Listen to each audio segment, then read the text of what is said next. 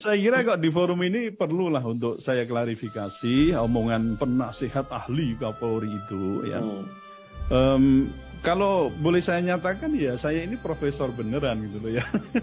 Bukan profesor abal-abal ya. Jadi saya punya tempat kerja, mengajar dan juga diangkat dalam jabatan guru besar secara resmi ya. Jadi kalau ada orang yang meragukan saya kuliah di mana, sekolah di mana, profesor beneran atau tidak, seharusnya malu ya.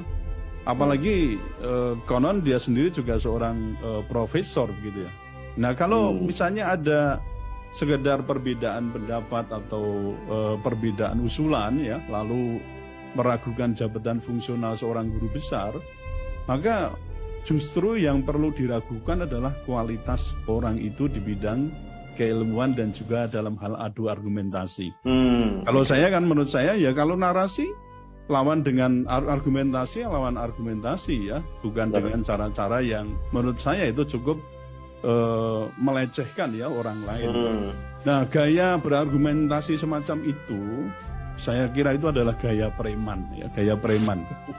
Polri bisa mendapatkan bisikan-bisikan yang salah gitu, Prof. Ya kan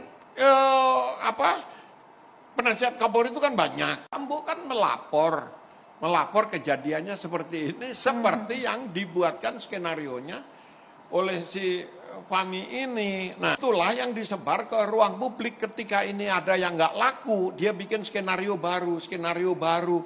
Sampai sekarang karena code sign-nya dia kan korlap.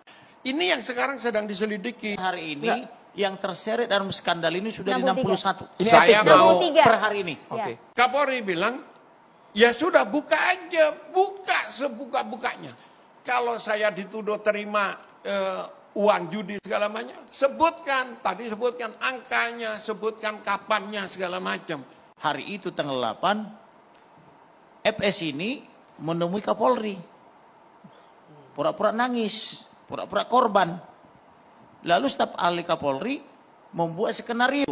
Walaupun waktu itu 5 lembaga menyerang saya terus. Bahkan buzzer-buzzernya pun seperti Denny Siregar dan kawan-kawan juga menyerang saya. Tapi saya tetap punya pendirian bahwa ini pembunuhan terencana. Prof Kiki, apakah betul kemudian FS sempat menemui Kapolri sebelum ini semua terkuak? Ya melapor, tapi melapornya itu bahwa ada tembak-tembakan. Nah ceritanya itu disusunkan oleh Fahmi itu.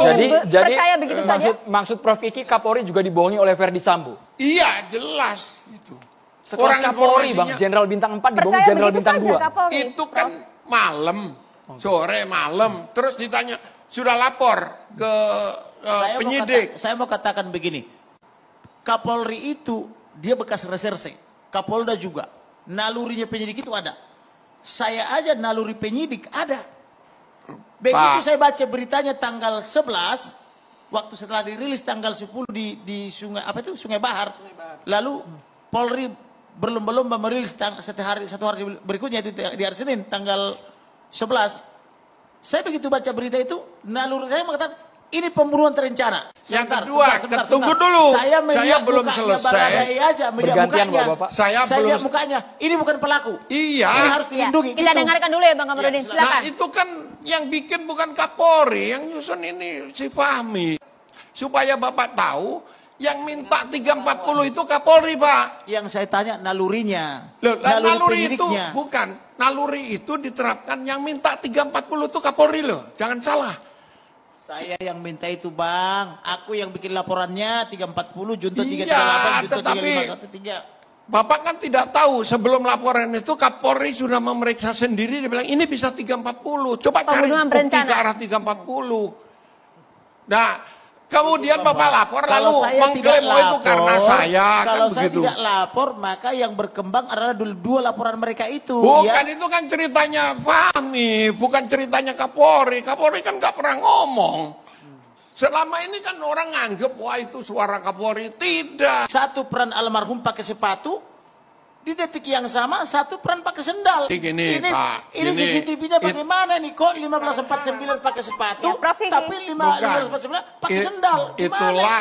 Itulah yang membuat pemeriksaan lanjutan ke rumahnya untuk mencari sepatunya. Kenapa? Mau diperiksa DNA-nya. Itu butuh waktu. Bapak tahu nggak di mana sekarang sepatu dan sendal itu? Di mana? Di Sungai Bahar. Di? Sungai Bahar. Di Jambi. Apa kalau sepatunya dan atau sendalnya tertinggal di rumah sagulingnya Saguling. yang mereka Rumah nyampe pribadi. itu? Lalu apakah almarhum nyeker, tahu nyeker kan? Tidak pakai sendal, tidak pakai sepatu ke rumah dinas itu? Nah, Nah, gini. inilah artinya ini hasil Baik, edit. Bapak, mohon maaf.